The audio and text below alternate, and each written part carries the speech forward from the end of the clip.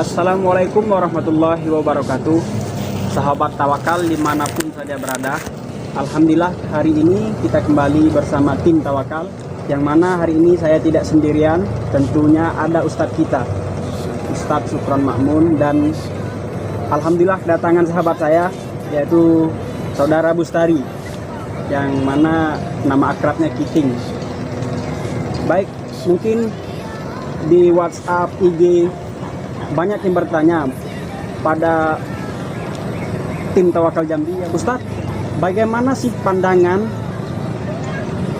kita terhadap orang yang memindahkan patokan tanah? Kita lihat di kampung, di kota, dimanapun, kadang-kadang karena tanah sejengkal terjadi cekcokan sampai-sampai memutus silaturahim dan sebagainya, yang mana pada kesempatan ini yang akan langsung diuraikan oleh Ustadz kita Sukron Makmun, yang mana kami persilakan. Bismillahirrahmanirrahim. Assalamualaikum warahmatullahi wabarakatuh. Alhamdulillah wassalatu wassalamu ala rasulillah, amma ba'du. Sahabat tawakal yang dirahmati Allah, dengan pertanyaan tadi, bagaimana pandangan orang-orang yang memindah patok tanah, orang yang memindah batas tanah.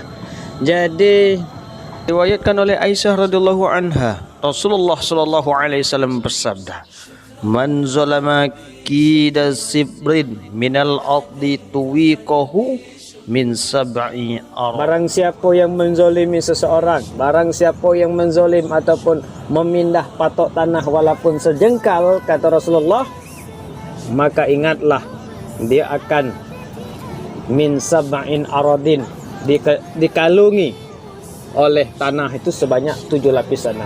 Kita memang yang kita rubah di bumi di atas itu memang hanya sejengkal, mungkin hanya berapa, tapi ingat, tanah itu di atas mungkin ada sejengkal, tapi ke bawahnya 7 lapis. Ingat bahwa kita pasti akan dibalas oleh Allah apapun yang kita lakukan. Sebagaimana Allah juga berfirman, "Faman ya'mal misqala dzarratin khairan yarah."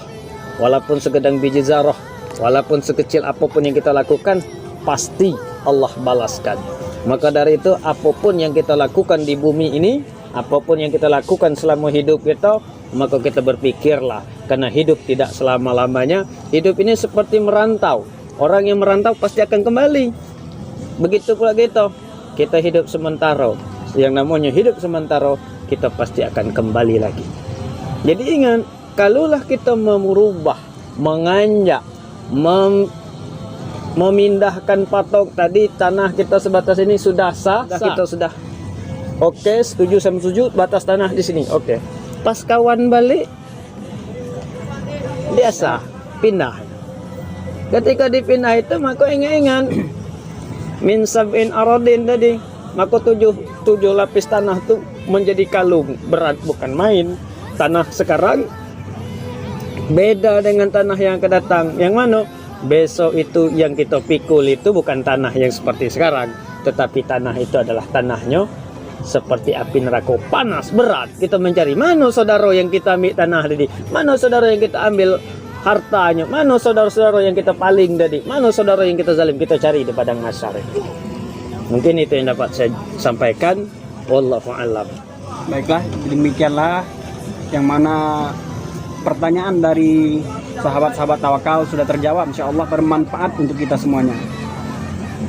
Yang mana selanjutnya ada pertanyaan dari sahabat saya, yaitu Bustari.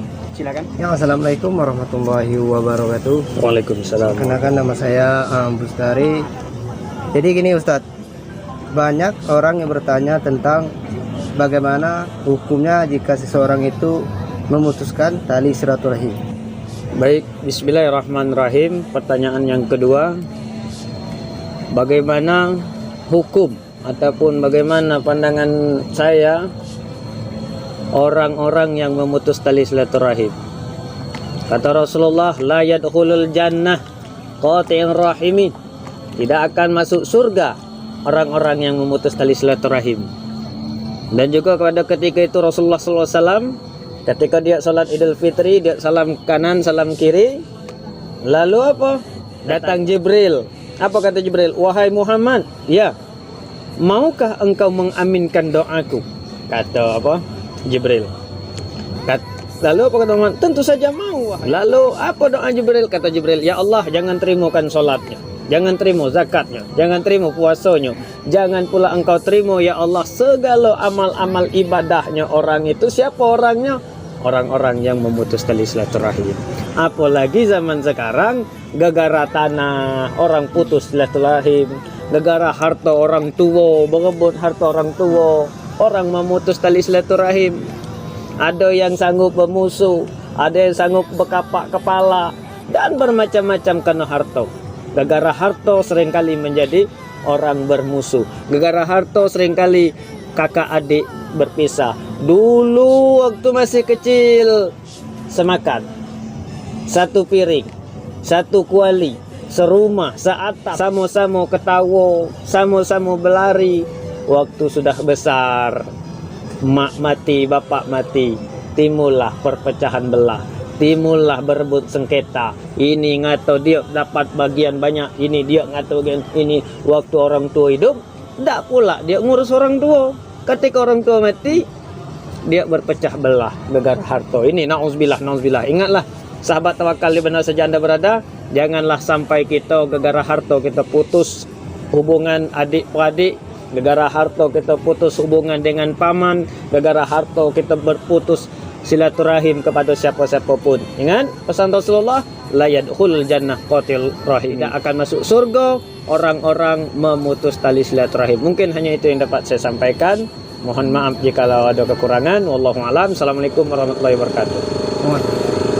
Alhamdulillah, demikianlah nasihat atau berbagi ilmu dari Ustadz kita Sultan Ma'mun. Semoga kita yang mendengar, baik sahabat tawakal dimanapun saja berada, mudah-mudahan bermanfaat untuk kita semuanya.